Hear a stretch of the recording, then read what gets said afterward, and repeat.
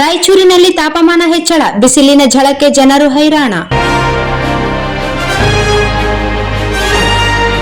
ಬಿಸಿಲ ಝಳ ದಿನದಿನಕ್ಕೆ ಏರಿಕೆಯಾಗುತ್ತಿದೆ. ಕಲ್ಯಾಣ ಕರ್ನಾಟಕದ ರಾಯಚೂರು ಜಿಲ್ಲೆಯಲ್ಲಿ ಮಾರ್ಚ್ ತಿಂಗಳ ಆರಂಭದಲ್ಲೇ ತಾಪ ಹೆಚ್ಚಾಗಿದ್ದು ಜನರು ಹೈರಾಣಾಗಿದ್ದಾರೆ.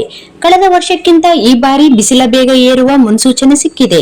ಏಪ್ರಿಲ್ ಮೇ ತಿಂಗಳಲ್ಲಿ ಅಧಿಕೃತವಾಗಿ ಬೇಸಿಗೆ ಶುರುವಾಗುತ್ತದೆ. ಆದರೆ ರಾಯಚೂರು ಸೇರಿದಂತೆ ಕಲ್ಯಾಣ ಕರ್ನಾಟಕ ಭಾಗದಲ್ಲಿ ಮಾರ್ಚ್ನಲ್ಲೇ ಹೆಚ್ಚು ತಾಪಮಾನ ದಾಖಲಾಗುತ್ತದೆ. ಪ್ರಸಕ್ತ ಬೇಸಿಗೆಯಲ್ಲಿ 45 ಡಿಗ್ರಿ ಸೆಲ್ಸಿಯಸ್ನಿಂದ 46 ಡಿಗ್ರಿ ಸೆಲ್ಸಿಯಸ್ನಷ್ಟು ತಾಪಮಾನ ತಲುಪುವ ಸಾಧ್ಯತೆ ಇದೆ ಎಂದು ಅಂದಾಜಿಸಲಾಗಿದೆ. 2 ತಿಂಗಳಲ್ಲಿ ಸಾಮಾನ್ಯ ಉಷ್ಣಾಂಶದ ವಾತಾವರಣವಿರಲಿದ್ದು 2-3 ಬಾರಿ 45ರಿಂದ 46 ಡಿಗ್ರಿ ಸೆಲ್ಸಿಯಸ್ ವರೆಗೂ ದಾಖಲಾಗುವ ಸಾಧ್ಯತೆ ಇದೆ ಎಂದು ಕೃಷಿ ವಿಶ್ವವಿದ್ಯಾಲಯ ಹವಾಮಾನ ಇಲಾಖೆ ಅಧಿಕಾರಿಗಳು ಅಂದಾಜಿಸಿದ್ದಾರೆ. ಮಧ್ಯಾಹ್ನದ ವೇಳೆ ನಗರದ ಪ್ರಮುಖ ರಸ್ತೆಗಳಲ್ಲಿ ಜನಸಂಚಾರ ಕಡಿಮೆಯಾಗಲಿದೆ ಮತ್ತು ಜನಸಂದಣಿ ಇದ್ದ ಪ್ರದೇಶಗಳಲ್ಲಿಯೂ ಓಡಾಟ ಬಹುತೇಕ ಕಡಿಮೆಯಾಗಲಿದೆ.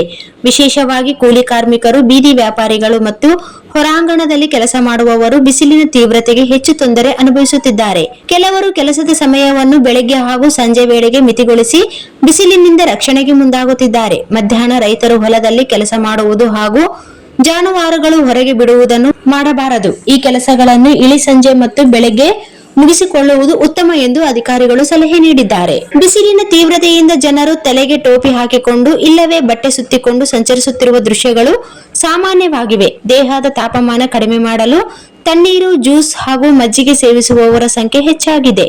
ದಾಹ ನೀಗಿಸಿಕೊಳ್ಳಲು ಜನರು ನಗರದಲ್ಲಿನ ಜ್ಯೂಸ್ ಕೇಂದ್ರಗಳ ಮೊರೆ ಹೋಗುತ್ತಿದ್ದಾರೆ.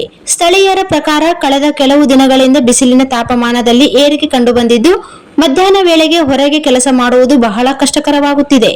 ಅಗತ್ಯ ಕೆಲಸವಿದ್ದಾಗ ಮಾತ್ರ ಮನೆಯಿಂದ ಹೊರ ಹೋಗುತ್ತಿದ್ದಾರೆ. ಇನ್ನೊಂದೆಡೆ ಹವಾಮಾನ ಇಲಾಖೆ ಮುಂದಿನ ದಿನಗಳಲ್ಲಿಯೂ ತಾಪಮಾನ ಮತ್ತಷ್ಟು ಏರಿಕೆಯಾಗುವ ಸಾಧ್ಯತೆ ಇದೆ ಎಂದು ಮುನ್ಸೂಚನೆ ನೀಡಿದೆ.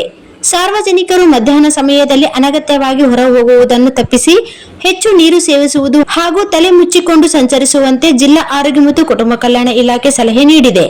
ಬೇಸಿಗೆಯ ತಾಪಮಾನ ದಿನೇ ದಿನೇ ಏರಿಕೆಯಾಗುತ್ತಿರುವ ಹಿನ್ನೆಲೆಯಲ್ಲಿ ಜನರು ಆರೋಗ್ಯದ ಕಡೆ ಹೆಚ್ಚು ಗಮನ ಹರಿಸುವ ಅಗತ್ಯವಿದೆ ಎಂದು ತಜ್ಞರು ತಿಳಿಸಿದ್ದಾರೆ.